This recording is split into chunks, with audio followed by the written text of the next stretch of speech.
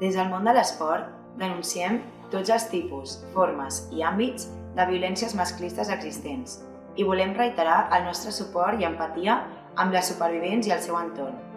No podem continuar consentint que les dones visquem en por, amb la nostra llibertat coartada per l'amenaça d'unes violències i agressions sexuals que ja haurien d'estar desterrades d'una societat democràtica i lliure.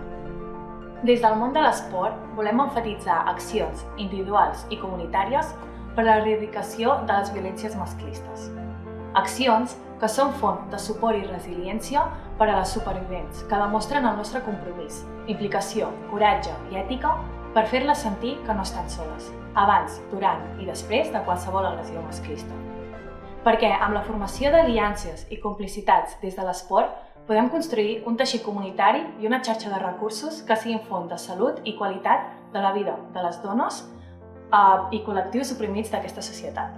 Estimar només es pot fer des de la llibertat, la igualtat i el respecte.